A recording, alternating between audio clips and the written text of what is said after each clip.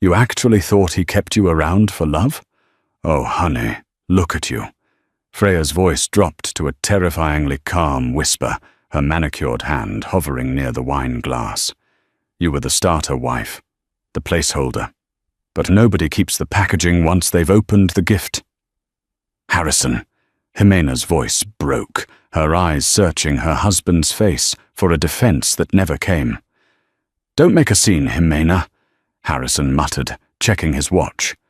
Freya is right. You don't belong in this world. You never did. It was the night of the Sapphire Gala, the most coveted charity event in New York City's social calendar. For Harrison Vaughan, this wasn't just a party. It was a hunting ground. He was a man on the precipice of greatness, or so he told himself in the mirror every morning. His tech firm, Vaughan Dynamics, was bleeding cash, and he needed an angel investor tonight, or by Monday morning he would be insolvent. Jimena Vaughan stood 3 steps behind him, a shadow in a room full of peacocks. She wore a simple, vintage navy dress that she had mended herself. It was elegant, understated, and completely invisible next to the sequined gowns and diamond chokers of the elite. She clutched a small, worn clutch bag, her knuckles white. "Stop slouching," Harrison hissed, not turning his head, a smile plastered on his face as he waved at a potential client. "And for God's sake, Jimena, try to look like you haven't just come from a funeral. This is business." "I asked if we could stay home, Harrison," Jimena said softly. "It's our anniversary. The 3rd one. You promised we'd do something quiet." Harrison finally turned, his eyes cold and hard like flint. "Quiet doesn't pay the mortgage, Jimena. Quiet doesn't get me a seat at the table with Sawyer Armstrong. Look around you. This is the league I play in now. If you can't keep up, stay in the car." He didn't wait for her response. He spun around, drawn like a moth to a flame, toward a burst of laughter near the champagne tower. There, holding court, was Freya Ellington. Freya was everything Jimena was not, loud, vibrant, and dripping in new money. She wore a crimson gown that plunged daringly low, and diamonds that Harrison had likely paid for using the company credit card, the same card that had been declined when Jimena tried to buy groceries last week. Freya was the daughter of a minor oil tycoon, a social climber with sharp elbows and a sharper tongue. She was Harrison's public relations consultant, a title that fooled absolutely no one, especially not Jimena. Jimena watched them from the periphery. She saw the way Harrison's hand lingered on the small of Freya's back. She saw the intimate whisper, the shared laugh that excluded the rest of the room. It was a slow-motion car crash of a marriage, and Jimena was the only one bleeding. "He looks happy," a voice sneered. Jimena turned to see Mayan Oakley, a gossip vlogger who had parlayed a trust fund into a YouTube channel with 3 million subscribers. Mayan held her phone up, the camera lens acting as a barrier between her and humanity. She was live streaming. "He is working," Jimena said, her voice steady despite the tremor in her hands. "Working?" Mayan laughed, panning the camera to catch Harrison and Freya clinking glasses. "Honey, he's working it all right, just not with you. Word on the street is Vaughan Dynamics is looking for a merger, and Freya is part of the package deal. Honestly, it's painful to watch you hang on. It's like watching a golden retriever wait for a master who moved away." "Excuse me," Jimena murmured, pushing past Mayan. She needed air. She needed to escape the suffocating scent of lilies and betrayal. She found a quiet corner near the terrace doors, hidden by a large fern. She took a deep breath, trying to steady her racing heart. She reached into her clutch and touched the cold metal of her phone. There was a draft text message on the screen, addressed to a number she hadn't called in 3 years. "He's not the man I thought he was. I'm ready to come home." She hovered her thumb over the send button. 3 years ago, she had walked away from everything, her legacy, her name, her protection, to marry Harrison. She wanted to be loved for Jimena, not for the billions attached to her surname. She had played the role of the struggling artist, the supportive wife, the nobody. She had given Harrison every opportunity to prove that love was enough. Tonight was the final test, and he was failing spectacularly. The confrontation happened an hour later, and it was orchestrated with the precision of a military strike. Jimena had just returned from the powder room, her eyes slightly red-rimmed. She had spent 10 minutes splashing cold water on her face, telling herself she could survive 2 more hours before they could leave. As she stepped back into the ballroom, the music seemed to dip, and the crowd parted. Harrison was standing in the center of the room, holding a microphone. He was flushed, likely from the whiskey and the adrenaline of holding court. Freya stood next to him, beaming like a pageant queen. "Ladies and gentlemen," Harrison announced, his voice booming, "I want to make a toast to the future of Vaughn Dynamics. We are pivoting, new energy, new partnerships, shedding the dead weight of the past to embrace a brighter, bolder future." The room applauded politely. Harrison's eyes scanned the crowd and landed on Jimena. For a second, she thought he might acknowledge her, acknowledge the wife who had typed his business plans until 4 a.m., who had sold her grandmother's ring to fund his first server farm. Instead, his gaze slid past her to Freya. "To partners who understand the vision," he said, raising his glass to the mistress. The humiliation was a physical blow. A hush fell over the immediate circle as Jimena froze. Freya, emboldened by the public snub, decided to twist the knife. She detached herself from Harrison and walked straight toward Jimena, her crimson dress swishing like a matador's cape. Mayan Oakley was right behind her, phone recording, the red Livy light blinking like a warning beacon. "Oh, Jimena," Freya cooed, loud enough for the nearby billionaires to hear. "You look utterly tragic. Is that the same dress you wore to the Christmas party in 2021? I think I see a loose thread." "Leave me alone, Freya," Jimena said, her voice low. "I'm just trying to help," Freya smirked, circling her. "Harrison is too polite to say it. But you're an anchor, sweetie. A rusty, heavy anchor dragging him down. Look at this room. Look at these people. Do you really think you belong here? You're a mouse in a room full of lions. I am his wife," Jimena stated, though the words felt hollow even to her. "Title not a job description," Freya laughed. "He's filing the papers on Monday, Jimena. Didn't he tell you? He wanted to wait until after the gala, so you wouldn't cause a scene. But I think you deserve to know. We're celebrating his freedom tonight. Not just the company." The world tilted. Jimena looked at Harrison. He was standing 10 feet away, watching. He heard every word. He didn't step forward. He didn't defend her. He just looked annoyed that she was still standing there.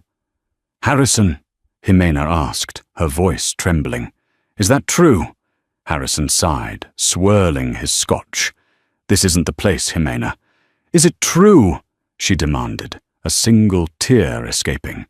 "Yes," Harrison snapped, the veneer of politeness cracking. "God, look at you.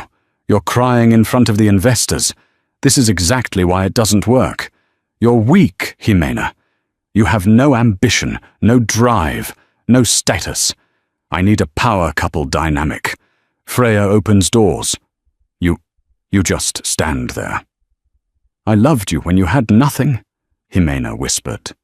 "And that's why you'll stay with nothing," Freya interjected, stepping between them. She reached out and patted Jimena's cheek, a gesture of supreme disrespect. "Don't worry. I'm sure Harrison will give you a nice severance package, maybe enough to buy a dress from this decade." The circle of onlookers chuckled. It was a cruel sound, the sound of the pack turning on the wounded. Mayan Oakley was narrating into her phone. "Guys, are you seeing this? The crying wife gets dumped live at the gala. This is brutal. Real Housewives vibes." Jimena stood there, the tears falling freely now. She felt stripped bare, her heart excavated and displayed for amusement. The man she adored had sold her out for a chance to sit at the cool kids' table. "Please," Jimena said, one last plea to the man she married. "Let's just go home and talk." "Go home, Jimena," Harrison said coldly, turning his back on her. "I have guests to entertain. Prescott will call you a cab." Prescott. The name triggered something. Not Harrison's hired driver, but the name of the man who had raised her when her father was too busy building an empire. Jimena looked at Harrison's back. She looked at Freya's triumphant smirk. She looked at the red light on Mayan's phone. Something inside Jimena broke. But it wasn't a collapse. It was the breaking of a dam. The tears stopped. It wasn't a gradual drying up. It was an instant cessation, as if a valve had been shut off. Jimena blinked, clearing her vision. She reached into her clutch, pulled out a silk handkerchief, and dabbed her eyes with a precision that was suddenly devoid of emotion.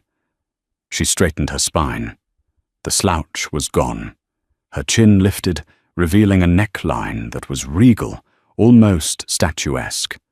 The transformation was subtle, but the temperature in the immediate vicinity seemed to drop 10 degrees. Freya, who was already turning away to celebrate her victory, paused. She sensed the shift. The mouse had stopped shivering. Jimena didn't look at Harrison. She looked past him, toward the grand entrance of the ballroom. She pulled out her phone, her movements fluid and authoritative. She didn't text this time. She dialed. "I'm ready," she said into the phone. Her voice was no longer soft.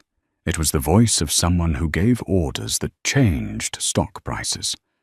"Bring them in, all of them, and tell Mason I want the acquisition papers ready in 5 minutes." She hung up and dropped the phone back into her clutch. "Who are you calling?" Freya asked, a flicker of uncertainty crossing her face. "Your mother to come pick you up?" Jimena finally looked at Freya.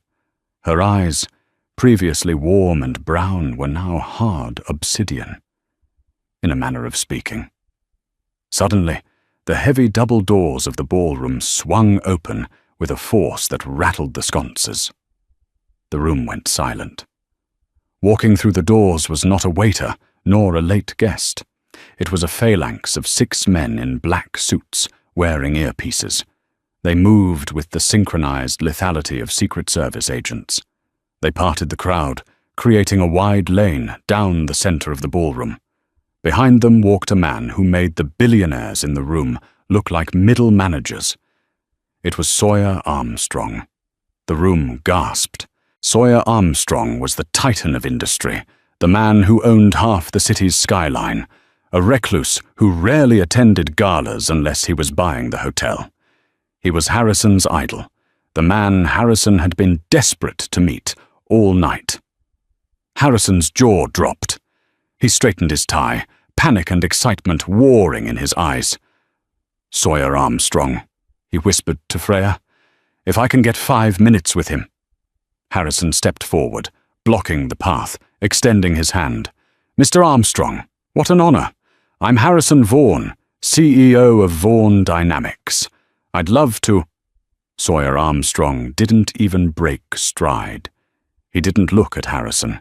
He walked through him as if he were a ghost, his shoulder checking Harrison so hard the younger man stumbled back, spilling his drink onto Freya's red dress. "Hey!" Freya shrieked. Sawyer ignored her. He walked straight to the corner where Jimena stood. The room held its collective breath. Why was the titan approaching the crying, discarded wife? Sawyer stopped 3 feet in front of Jimena. The 6 bodyguards formed a perimeter, their backs to the center, facing the crowd, pushing Mayan Oakley and her camera back. Sawyer Armstrong, the man who never bowed to anyone, slowly lowered his head. It was a bow of deep, deferential respect. "Miss Sterling," Sawyer said, his voice carrying in the silent room, "your father sends his regards. The family jet has landed. Mason and the rest of the board are 3 minutes out." Harrison froze. The glass slipped from his fingers and shattered on the marble floor. Sterling. The name hung in the air like a guillotine blade. The Sterlings were not just rich, they were American royalty. They were the kind of wealth that whispered, while Harrison's wealth shouted. They owned shipping lines, tech conglomerates, and, if rumors were true, a good portion of the federal debt. "Thank you, Sawyer," Jimena said. Her voice was cool, aristocratic. She looked at the man who had just bowed to her. "I apologize for the scene. My husband, soon-to-be ex-husband, was just explaining his views on value and status." Harrison's face went pale. The blood drained from his extremities. He looked at Jimena, really looked at her, and saw the resemblance he had missed for 3 years. The nose, the jawline. It was the face he had seen in Forbes magazine, usually next to her brother Mason Sterling, the ruthless corporate shark known as the Butcher of Wall Street. "Jimena?" Harrison choked out. "Sterling, but you said your parents were farmers." Jimena turned to him, a small, sad smile playing on her lips. "They are. They own the largest agricultural conglomerate in the Southern Hemisphere, Harrison. I told you they worked the land. I never said they did it with a plow." Freya, sensing the shift in power, tried to salvage the situation. "So what? She has a rich daddy. That doesn't change the fact that she's a frumpy." "I would choose your next words very carefully, Miss Ellington," Sawyer interrupted, turning to face her. His voice was like grinding gravel. "You are speaking to the majority shareholder of the bank that holds the mortgage on your apartment, and the primary investor in the network that airs your little social climbing escapades." Freya's mouth snapped shut. "They're here," Jimena said, looking toward the door. If Sawyer's entrance had been impressive, the next arrival was an invasion. Mason Sterling strode in. He was younger than Sawyer, sharp-featured, wearing a tuxedo that cost more than Harrison's company. He was flanked by legal counsel and a man who looked like he broke kneecaps for a living. Prescott. Mason didn't look at the crowd. He walked straight to Jimena, took her face in his hands, and kissed her forehead. Then he turned his gaze to Harrison. It was a look of pure, unadulterated, predatory malice. "So," Mason said, buttoning his jacket, "this is the little man who made my sister cry." Mayan Oakley's live stream comments were scrolling so fast they were a blur. The viewer count had jumped from 3,000 to 450,000 in 2 minutes. The title of the stream had changed from "Wife Gets Dumped" to "Billionaire IRS Reveal, Karma Instant." Harrison stepped forward, his hands shaking. "Jimena, honey, I didn't know. Why didn't you tell me?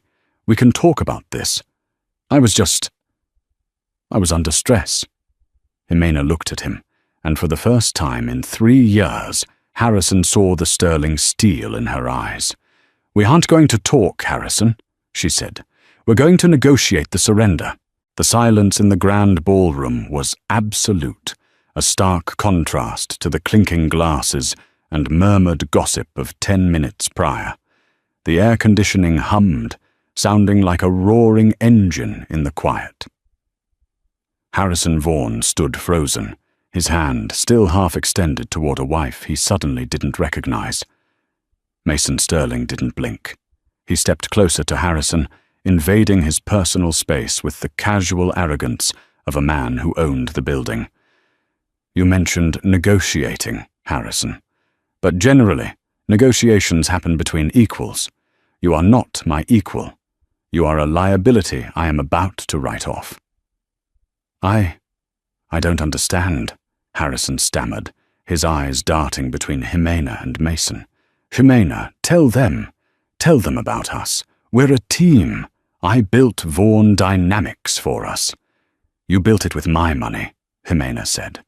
Her voice was quiet, but it carried the weight of a gavel strike.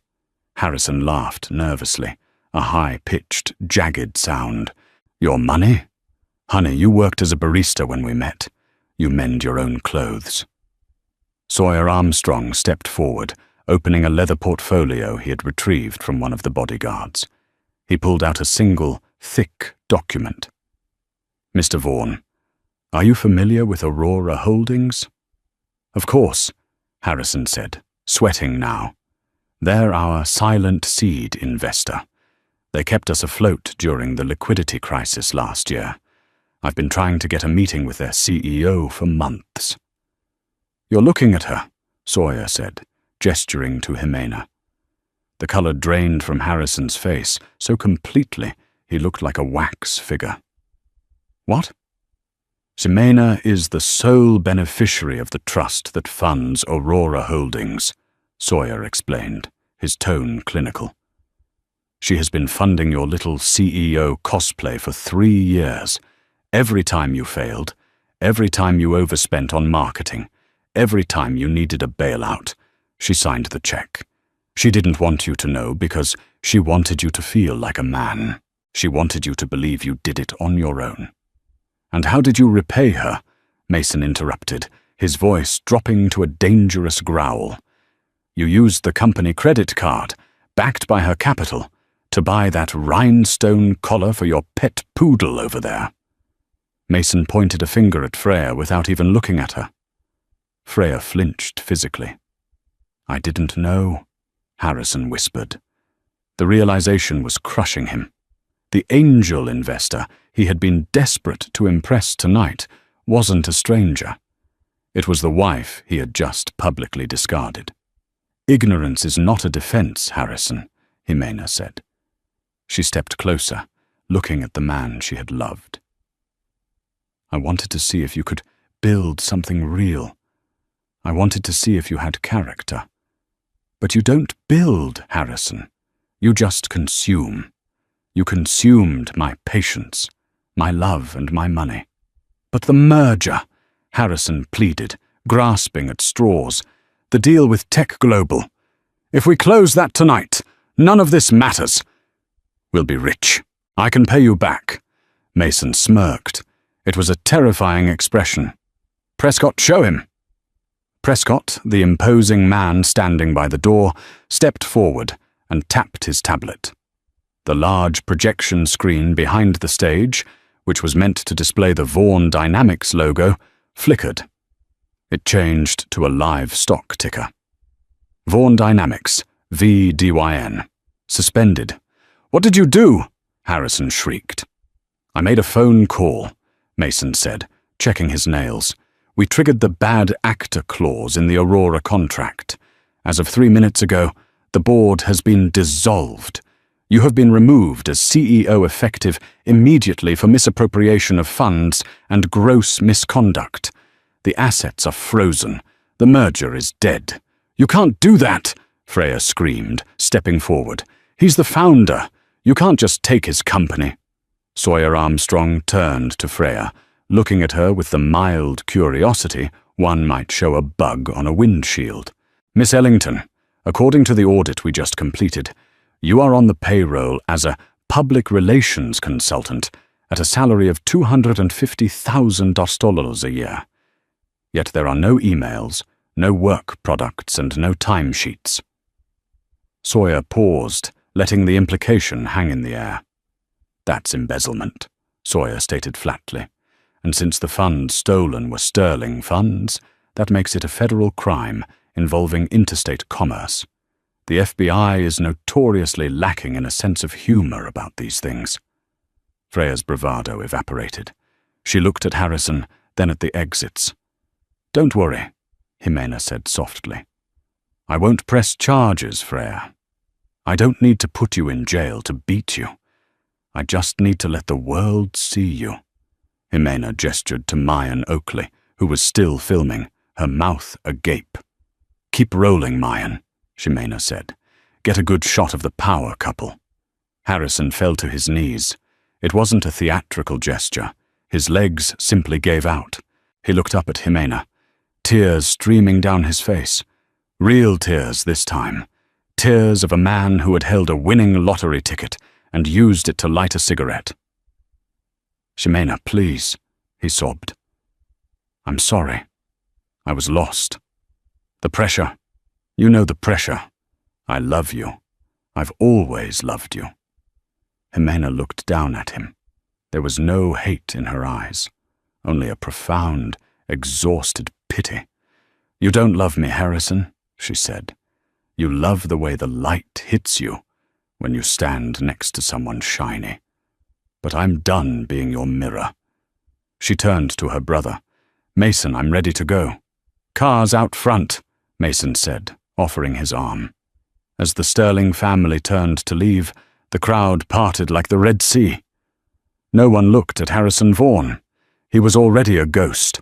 The limousine ride to the Sterling estate in the Hamptons was quiet, save for the hum of the tires on the asphalt.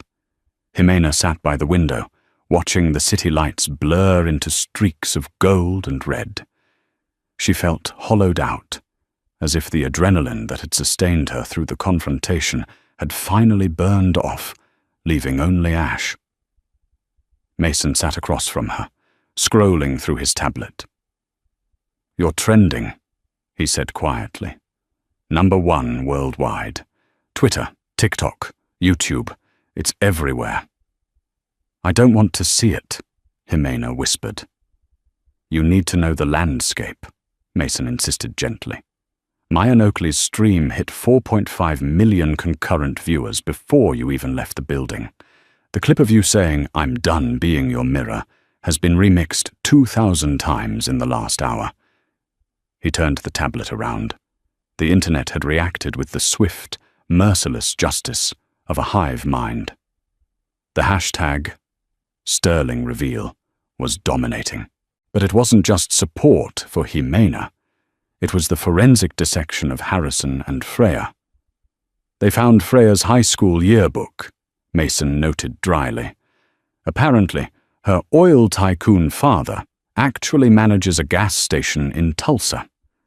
Not that there's anything wrong with that, but she's been claiming to be descended from the Rockefellers." Jimena closed her eyes. "It's cruel." "It's karma," Mason corrected. "They built their lives on perception, Jimena. They lived for the audience. Now the audience is booing.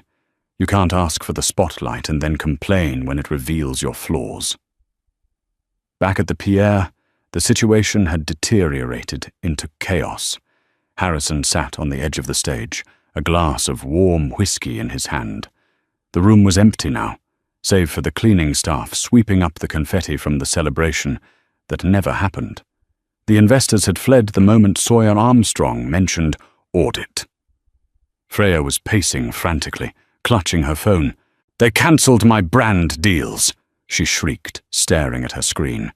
"Lux Skin just emailed me. They're dropping me for conduct unbecoming. Harrison, do something. Fix this." Harrison looked up, his eyes dead. "Fix it? I don't even have a ride home, Freya. The company car was leased in Aurora's name. Prescott took the keys." "You're useless," Freya spat. "I wasted 2 years on you. You told me you were the next Elon Musk." "And you told me you loved me," Harrison muttered. "But I guess we were both lying." Freya stopped pacing. She looked at Harrison, then at her phone, where the comments were rolling in by the thousands, calling her a homewrecker, a fraud, a Temu Freya. She needed a pivot. She needed a new narrative. She raised her phone, switched the camera to selfie mode, and hit record. "Hey guys," she said, her voice instantly shifting to a tearful, victimized wobble. I wanted to come on here and speak my truth. I was manipulated. Harrison told me his marriage was over. He told me she was abusive. I didn't know she was a Sterling. I'm a victim here too." Harrison watched her, a bitter laugh bubbling up in his chest. Even now she was hustling. "It won't work," Harrison said. Freya ignored him, continuing her performance for the unseen millions. Suddenly, Harrison's phone buzzed. It was a notification from his bank. Alert. Joint checking account ending in 4490 has been frozen by court order. Alert. Personal savings account ending in 8821 has been frozen by court order. Alert. Credit card ending in 1102 has been declined. He was broke. Not just cash poor broke, but can't buy a sandwich broke. And Monday morning, the SEC investigators would be waiting. He looked at the empty ballroom. The grandeur of the sapphire gala felt like a fever dream. He had held the world in his palm, and he had dropped it to chase a shiny object. 2 days later, the Sterling estate in the Hamptons was a fortress. News helicopters circled overhead, their rotors thumping rhythmically against the glass walls of the solarium. Jimena sat in the library, wrapped in a cashmere blanket. She hadn't slept. The vindication the internet was celebrating didn't feel like victory to her. It felt like mourning. She hadn't just lost a husband. She had lost the version of herself she had tried so hard to build. Jimena the artist. Jimena the independent woman. Now she was just the Sterling heiress again. "He's at the gate," Prescott announced, standing in the doorway. "He says he has papers for you to sign." "Let him in," Jimena said, not looking up from her book. "Mason advises against it," Prescott warned. "He says let the lawyers handle it." "I need to look him in the eye, Prescott. One last time, without the cameras." 10 minutes later, Harrison walked into the library. He looked wrecked. He was wearing the same suit from the gala, now rumpled and stained. He hadn't shaved. The swagger was gone, replaced by a jittery, desperate energy. He stopped at the edge of the rug, as if afraid to dirty it. "Nice place," he croaked. "You never told me you grew up in a castle." "It's a house, Harrison," Jimena said. "Sit down." He sat on the edge of a leather wing-back chair. "I brought the divorce papers. I signed them. I'm not asking for anything. No alimony, no settlement. I want the audits to stop." "Please, Jimena. The FBI was at my apartment this morning. They took my laptop." Jimena placed her book down. "The audits aren't up to me anymore. Once Mason found the irregularities, he had a fiduciary duty to report them. That's out of my hands." Harrison put his head in his hands. "Why?" he whispered. "Why didn't you just tell me? If I had known who you were, if I had known you had this kind of power, none of this would have happened. We could have been a power couple. We could have ruled the city." "That's exactly why I didn't tell you," Jimena said, her voice trembling slightly. "Because I knew that if you knew I was a Sterling, you wouldn't see me. You would just see the bank account. You would see the connections." "Is that so wrong?" Harrison looked up, his eyes pleading. "To want to be successful? To want to win?" "It's not wrong to want to win, Harrison. It's wrong to treat people like rungs on a ladder." Jimena stood up and walked to the window, looking out at the manicured gardens. "I gave you a gift, Harrison. I gave you the chance to be loved for who you were, not what you could provide.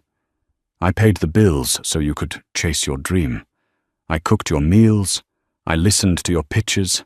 I loved you. Just you." She turned back to him, tears welling in her eyes. "And the moment you thought you found a better deal, a shinier option, you threw me away like trash. You didn't leave me because you fell out of love. You left me because you thought I was low-value inventory."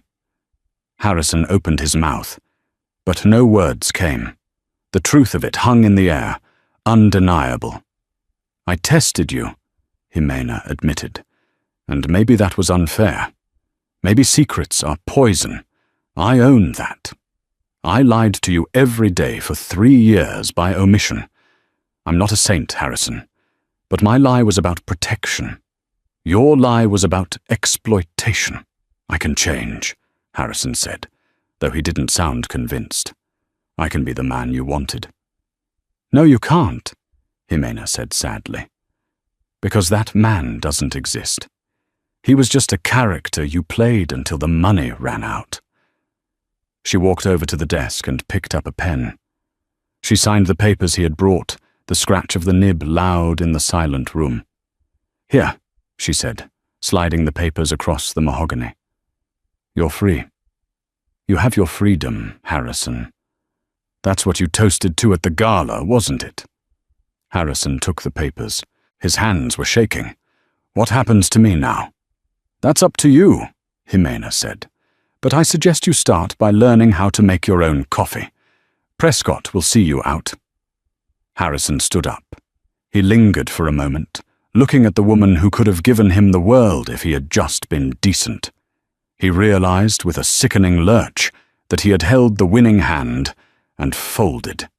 He walked out of the library, past the shelves of first editions and the priceless art.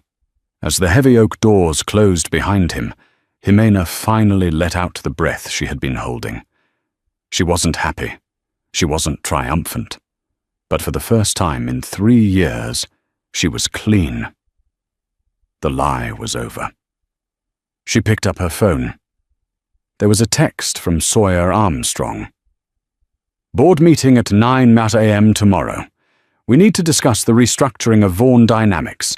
And Jimena, wear the red suit. It's time you sat at the head of the table. Jimena looked at the message. She typed back. I'll be there. She wasn't the crying wife anymore. She was Jimena Sterling, and she had a company to run. 6 months had passed since the Sapphire Gala, but for Harrison Vaughan, time had become a viscous, suffocating loop of mediocrity. The fall from the penthouse to the pavement hadn't been a tragic, romantic plummet. It was a slow, grinding erosion of dignity. He now lived in a 4th-floor walk-up in Queens, situated directly above a 24-hour laundromat. The humidity from the dryers seeped through the floorboards, making his small, windowless bedroom smell perpetually of fabric softener and damp lint. His wardrobe, once a curated collection of Italian wool and bespoke silk, had been liquidated to pay legal fees. He was left with 2 suits that no longer fit his frame, which had thinned from stress and a diet of instant noodles. Harrison stood behind the counter of Tech Depot, a big-box electronics retailer in a strip mall off the highway. His job title was Home Audio Specialist, a euphemism for a salesman who pushed extended warranties on Bluetooth speakers to people who couldn't afford them. "Harry, you're zoning out again," his manager, a 22-year-old named Kyle, with a neck tattoo and a vape pen permanently attached to his hand, snapped from the aisle. "Customer in the TV section looking at the OLEDs. Go upsell the mounting bracket." "I'm on it, Kyle," Harrison muttered, adjusting his blue polyester vest. It chafed his neck, a constant reminder of his new reality. He hated the name tag. It just said, Harry. No surname, no CEO title, just Harry. As he walked toward the wall of televisions, the 85-inch screens were all tuned to the same financial news network. The volume was low, but the chyron was unmistakable in bold red letters. Breaking. Sterling Foundation announces 500-mit initiative for urban tech incubators. Harrison froze. On the screen, she was there. Jimena. She looked nothing like the woman he had discarded. The mended navy dress was gone, replaced by a structured, architectural white suit that screamed power. Her hair was pulled back in a sleek, severe bun that highlighted her high cheekbones. She stood at a podium, flanked by Mason Sterling and the governor of New York. She wasn't just attending the event. She was the event. "She's something else, isn't she?" Harrison jumped. The customer he was supposed to help was standing beside him, also watching the screen. It was a man Harrison recognized, a former junior analyst from Vaughan Dynamics named Gregory. "Greg," Harrison said. his voice cracking. He instinctively tried to hide his name tag. "It's Gregory now," the man said, turning to look at Harrison. There was no malice in his eyes, only a sharp, pitying recognition. "I work for Sterling Vaughan now. Well, just Sterling Tech since the rebrand. Jimena kept most of the staff on. She actually implemented a profit-sharing model. I bought a house last month." Harrison felt a wave of nausea. That's great, Gregory. I'm happy for you." "Yeah," Gregory said, turning back to the TV. "We all thought she was just the quiet wife, you know? The one who made the coffee. Turns out, she was the engine. We were just too busy looking at you to notice." Gregory picked up a box of headphones from the shelf. "I don't need the help, Harry. I'll just check myself out. Good luck." He walked away, leaving Harrison standing in the harsh fluorescent light, bathed in the blue glow of his ex-wife's triumph. Across the city, in a dimly lit dive bar in the Lower East Side, Freya Ellington was experiencing a different kind of hell. She sat in a sticky leather booth, nursing a watered-down gin and tonic. Her phone, once a portal to adoration, was now a weapon she couldn't put down. She scrolled through her notifications with a manic intensity. Her brand was dead. The hashtag #RTemuFreya had followed her like a digital scarlet letter. Every attempt she made to pivot, fitness influencer, villain-era podcaster, lifestyle coach, was met with a barrage of comments reminding her of the Sapphire Gala. "Hey," the bartender grunted, wiping down the table with a grey rag. "You gonna order another one, or are you just using my Wi-Fi?" "Do you know who I am?" Freya snapped, the old reflex kicking in. The bartender squinted at her. "Yeah, you're the girl from that meme. The one with the cheap dress." Freya flinched as if slapped. She dug into her purse, pulling out a crumpled $20 bill. It was one of the last few she had. Her father's oil empire had been exposed as a modest chain of gas stations, which were currently being audited thanks to the scrutiny she had brought upon the family. Her apartment in Manhattan was gone. She was subletting a room in Jersey City with 2 roommates who hated her.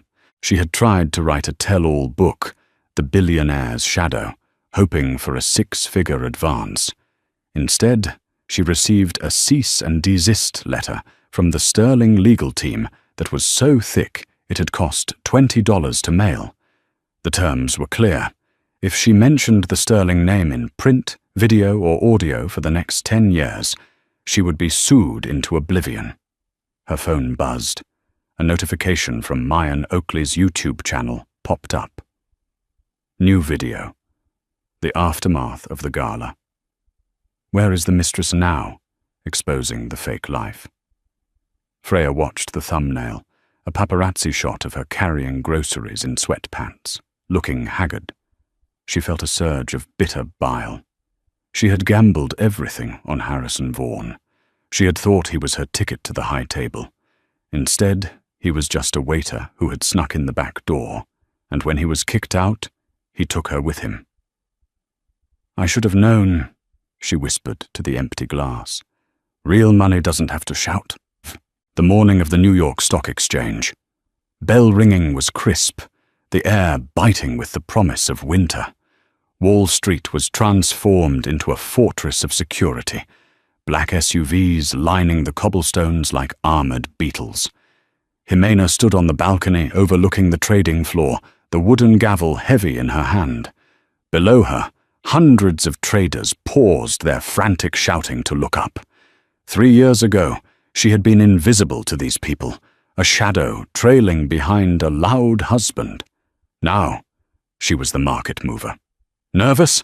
Mason asked, adjusting his silk tie beside her. "No," Jimena said, surprising herself. She looked down at her hands. They weren't shaking. "I feel prepared." "You should," Mason grinned, checking his phone. "Sterling Tech stock is up 14% in pre-market trading, just because you're the one ringing the bell. The market loves a redemption arc, Jimena. But more than that, they love competence, and you've shown them plenty of that. Sawyer Armstrong stood a few feet behind them, ever the sentinel. He gave a rare, curt nod. "It's time, Miss Sterling." Jimena stepped forward. She didn't look at the cameras. She looked at the digital clock counting down. When it hit 9:30 a.m., she brought the gavel down. The sound was deafening, a clangor of commerce and power that reverberated through the hall. The floor erupted in cheers. Jimena smiled, not the shy, apologetic smile of the past, but a smile that reached her eyes. Later that afternoon, seeking a moment of normalcy, Jimena decided to walk a few blocks to her favorite coffee shop near Trinity Church. Prescott shadowed her from a discreet distance, his eyes scanning the crowd for threats. The city felt different now that she owned her space in it. The buildings didn't loom over her. They stood as peers. She checked her phone. Emails from investors, a text from her mother in Argentina, and a request for a Vogue cover shoot.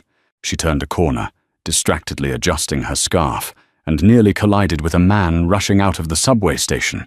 He was clutching a grease-stained paper bag, his head down against the wind. "I'm so sorry, I wasn't the man started, his voice rough. He stopped. Jimena stopped. The bustling noise of lower Manhattan seemed to drop away, leaving them in a bubble of suffocating silence. It was Harrison. He looked older. The grey at his temples, which he used to meticulously dye, was now prominent and wiry. His skin was sallow, lacking the expensive facials and weekend spa trips. He wore a suit that was clearly off the rack, the shoulders slightly too wide, the fabric synthetic and shiny. "Jimena," he breathed, the name escaping him like a prayer. "Hello, Harrison," Jimena said. Her voice was calm, devoid of the tremor that used to plague her when he was angry. Harrison stared at her. She looked radiant, glowing with a vitality he had never seen. She looked like a masterpiece he had sold at a garage sale for $5. "I saw you on the screens," Harrison stammered, gesturing vaguely toward the giant monitors in Times Square. "You rang the bell. You look incredible." "Thank you," Jimena said politely. She didn't ask how he was. She didn't need to.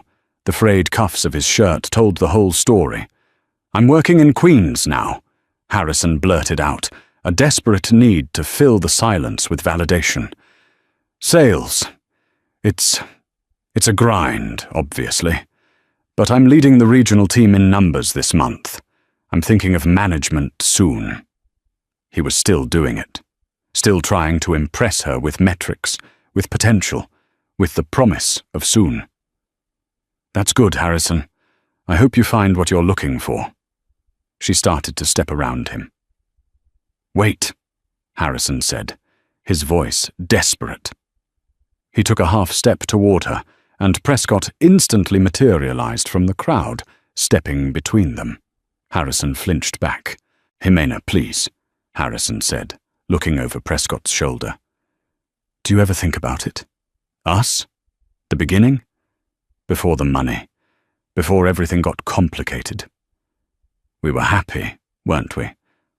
Jimena signaled Prescott to stand down. She looked at Harrison, really looked at him. For the last time. "I think about the girl who loved you," Jimena said softly. "I learned a lot from her. She was kind. She was patient. She was loyal to a fault.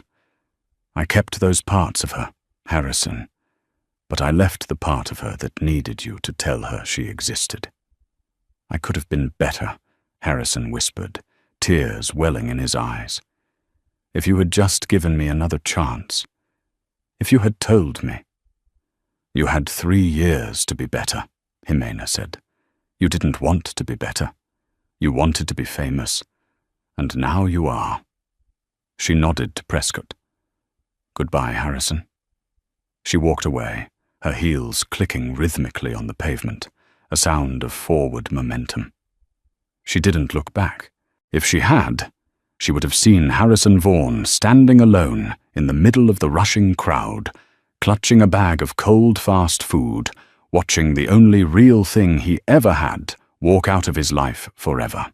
The sun was setting over Central Park, casting long purple shadows across the city. Jimena sat on the terrace of her penthouse, the wind gentle against her face. Sawyer Armstrong sat across from her at the glass table, closing a leather folder. "The acquisition of the Ellington family land in Tulsa is complete," Sawyer noted, his tone conversational. "We didn't buy it out of spite, strictly speaking. It's a prime location for the new solar farm initiative.